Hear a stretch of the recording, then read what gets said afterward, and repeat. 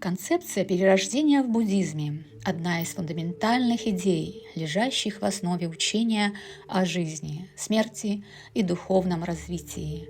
Она отражает представление о непрерывном цикле существования, называемом сансара, в котором все живые существа проходят через цепочку рождений, смертей и перерождений. В буддийском учении перерождение – это непрерывность сознания. Это не переход души из одного тела в другое. Это непрерывное сознание, как поток, который течет из одной жизни в другую, сформированный кармой. Сознание – это не душа или «я», а процесс, зависящий от причины и следствий.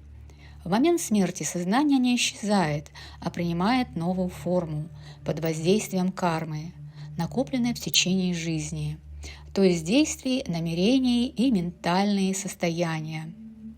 Основные положения концепции перерождения в буддизме. Сансара – круг перерождений.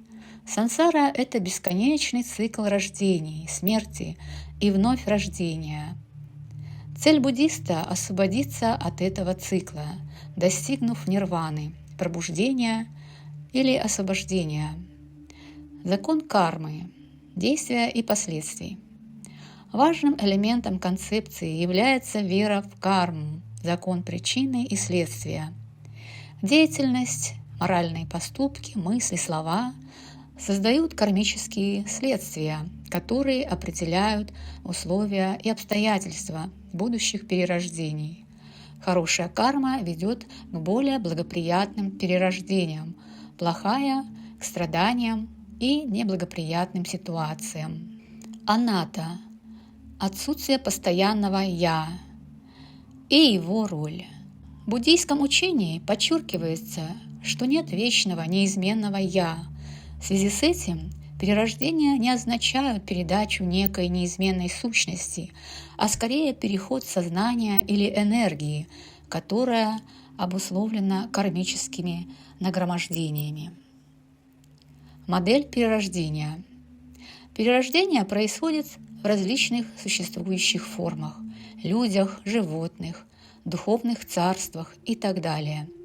В зависимости от накопленной кармы душа переселяется в новое существование, которое может иметь разную форму и условия. Освобождение или нирвана. Цель буддизма – прорваться из этого цикла, достигнуть нирваны, состояния полного освобождения от страдания и цепи перерождений. Это достигается практикой медитации, этикой, мудростью и соблюдением учений Будды. Различия в представлениях о перерождениях в разных школах буддизма. В тибетском буддизме и Махаяне считается, что сознание продолжает существовать после смерти и перерождается в новом теле или существе. В терапевтическом или фундаментальном учении, школах Тхеравады, принято считать, что после смерти тормозится цепь существования, так как «я» или сознание – это временные процессы, а не нечто постоянное. Важность концепции перерождения.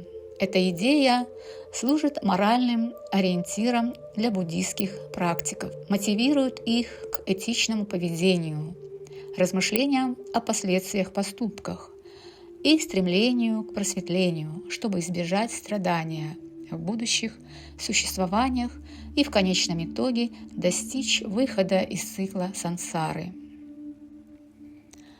Перерождение, как непрерывный поток сознания в буддизме, это изящная и сложная концепция, которая передает идею о том, что личность и существование – это не статичные и неизменные вещи, а динамический процесс, постоянно переходящий из одного состояния в другое. В буддизме этот поток воспринимается как непрерывное движение сознания, которое после смерти не исчезает, а продолжает свое существование в новых формах, обусловленные кармой. Этот поток сознания не является личной душой или твердой субстанцией, а скорее цепью моментов восприятия, ощущений, мыслей и психических состояний, связанных между собой причиной и следствием. Каждый момент сознания следует за предыдущим, передавая свою энергию и прошлые кармические отпечатки в следующую. Таким образом, перерождение – это не возврат к тому же «я» или продолжение личной индивидуальности в привычном понимании, а смена условий, форм и обстоятельств, обусловленная законами кармы. Буддийская концепция говорит о том, что отмирающий поток сознания, когда тело умирает, не прекращается, он продолжает свое путешествие, переходя из одной формы в другую, будь то человек, животное, дух или даже бессмертные божества, в зависимости от накопленной кармы. Этот процесс бесконечен и цикличен, он называется сансарой, круговоротом рождения, смерти и перерождения. В то же время буддизм учит, что этот цикл можно прервать, освобождение достигается через просветление, что приводит к остановке цепи перерождения и выходу в нирвану, состояние прекращения, страдания и цепи сансары. В этом понимании поток сознания – это нечто мимолетное, изменчивое, и его истинная природа – пустота, шуньята, освобождающая от привязанностей и иллюзий о постоянном «я» или сущности. Таким образом, перерождение, как непрерывный поток сознания, это метафора того, что нет фиксированной личности, а есть последовательность психических моментов, переходящих из одного состояния в другое, обусловленных законами причины и следствия, и которые можно прервать через духовную практику и мудрость. Учение о зависимости возникновения. В буддизме понятие перерождения сансара тесно связано с учением о зависимости возникновения. Согласно этому учению, все явления, включая перерождение, возникают в результате взаимозависимых условий, а не из собственной самостоятельной природы. Это цепь причин, через которую поддерживается цикл перерождений или сансары. Учение о зависимом возникновении, также известное как зависимое происхождение, является одним из фундаментальных учений буддийской философии. Согласно концепции зависимого возникновения, перерождение происходит следующим образом. Первое. Привязанности и желания. Желания и привязанности к иллюзиям мира создают основания для нового цикла сансары. Эти привязанности питают жажду жизни и желание продолжения существования. Второе. Карма. Действия. Вследствие желаний совершаются действия, карма, которые имеют свои последствия. Хорошие действия ведут к благоприятным рождениям, плохие – к неблагоприятным. Третье. Сознание. Карма и привязанности порождают цепь сознания, которая переносит единый поток внимания или сознания в будущие перерождения. Четвертое. Врожденные условия. Совокупность кармических последствий и ментальных состояний создают условия для следующего рождения – физического тела, условий окружения и характера. Таким образом, перерождение – это не самостоятельный акт, а результат совокупности условий, которые сами по себе возникают в зависимости друг от друга. Нет души или постоянного существа, которое переходит из одного тела в другое. Вместо этого происходит постоянное изменение, обусловленное взаимозависимыми причинами и условиями. В этом учении ключевым является понимание того, что устранение причины перерождения, привязанности и невежества ведет к прекращению цикла сансары, то есть к состоянию нирваны. Основные положения учения о зависимом возникновении. Первое. Зависимое возникновение – это ключ к пониманию природы реальности. Все явления существуют лишь благодаря взаимной связи с другими факторами. Ничто не появляется из ничего и не существует независимо. Второе. Цепь причин и условий. Цельное объяснение дает цепочка условий, вызывающих возникновение явлений. Например, чтобы понять происхождение страдания, нужно рассмотреть совокупность условий его порождающих. Третье. 5 путей зависимого возникновения. Одна из классических форм – это цепочка из 5 элементов или 5 путей, которая показывает, как возникают страдания в цикле сансары. Четвертое. Отсутствие независимой сущности. Учение подчеркивает, что все явления не фиксированы по своей природе, они не обладают самостоятельным существованием, а исходят из множества взаимосвязанных условий. Пятое. Примеры или прототипы зависимости. Карма и ее последствия – это поступки, которые вызывают определенные последствия, в свою очередь влияют на будущее. Образование и восприятие. Знание зависит от условий восприятия и предшествующих знаний. Развитие личности. Формируется под влиянием среды, воспитания, мыслей и ощущений. Шестое. Практическое значение. Понимание зависимого возникновения помогает осознать, что страдания обусловлены нашими привязанностями и неправильными взглядами. Осознав это, можно разрушить цепь страдания и достичь просветления. Седьмое. Форма выражения учения. Учение о зависимом возникновении изложено в первом учении Будды – Дхаммападе и сутрах, таких как сутра о зависимом происхождении. В этом учении показана последовательность возникновения, страдания и его устранения через понимание условий и их изменения. Это учение не только объясняет причинно-следственные связи, но и служит основой для практики освобождения. Разрушая условия страдания, можно выйти из сансары. Концепция 12 связей зависимого возникновения. В буддизме концепция 12 связей зависимого возникновения подробно описывает цепь причин и условий, ведущих к циклу сансары, рождению и страданиям.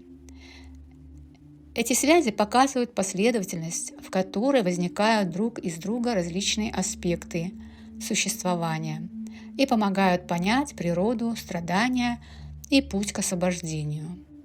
Вот основные 12 связей зависимого возникновения. Первое. Неведение, авидья. Отсутствие правильного понимания природы реальности. Второе.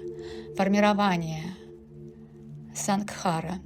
Создание психических и физических конструктов, обусловленных неведением. Третье. Сознание, виняна. Процесс восприятия и осознавания, порожденный санхарами. Четвертое.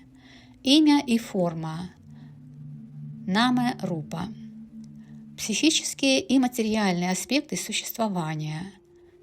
6 сфер восприятия, шад-дарха. Контакты с миром через органы чувств. Шестое. Ощущения, видана. Возникающие в результате контакта. Седьмое. Желание, тана. Влечение к приятным ощущениям и избегание неприятных. Восьмое. Привязанность, упадаана. Закрепление желаний.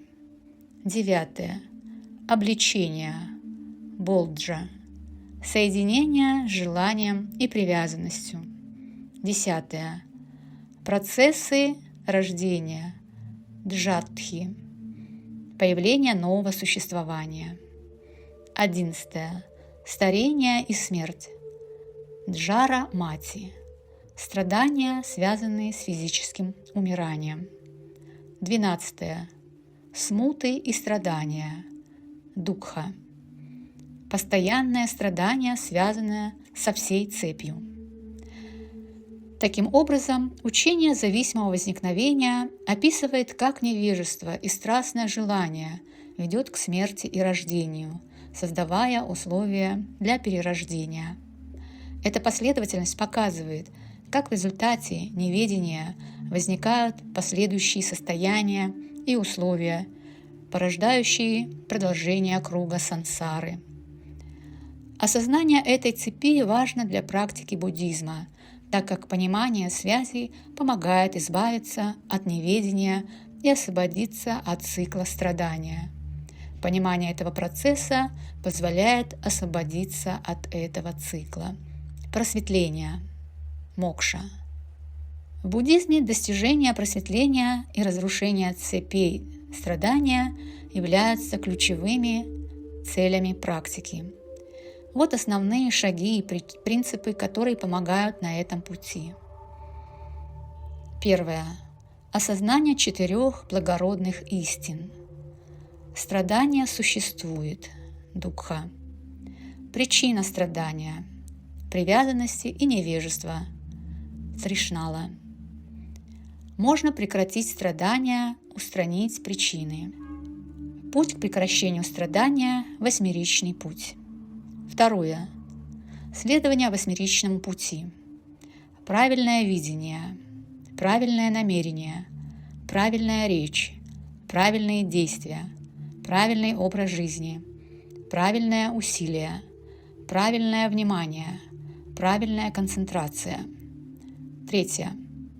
Практика медитации и осознанности. Маларика. Развитие концентрации, внимательности и сострадания, освобождение ума от привязанности и иллюзий. Четвертое. Развивать мудрость и понимание. Понять природу всех явлений, как временных и обусловленных. Освободиться от иллюзий и привязанности. Пятое. Практика добродетели и сострадания. Следовать этическим канонам. Мотивировать действия на благо всех существ. Шестое. Постоянное самосовершенствование и медитация. Практиковать випассану, махаяну или дзен в зависимости от направления. Углублять понимание и внутреннюю трансформацию. Важно это терпение, настойчивость и искренняя мотивация к освобождению. Пути могут различаться в зависимости от школы буддизма, однако основная идея – осознание истинной природы, реальности и освобождения ума. Мокша в буддизме – это состояние полного освобождения от страдания, дукхи, цепей сансары и привязанности, а также достижения нирваны. Концепция мокши тесно связана с идеей просветления, когда человек освобождается от круговорота рождения и смерти благодаря пониманию истинной природы реальности, практикам медитации, этики и развитию мудрости. В буддизме мокша достигается посредством практики 8-ричного пути и развития практик милосердия, сочувствия и мудрости. В отличие от индуистского понимания мокши, как возвращения к абсолютной брахме, в буддизме нередко подчеркивается уход за пределы всех концептуальных конструкций и устранению корней страдания, жадности, ненависти и неведения. Таким образом, мокша – это состояние полного внутреннего покоя, освобождения и понимания истинной природы мира, позволяющее человеку выйти за рамки страдания и цикла перерождений, достигнув состояния нирваны.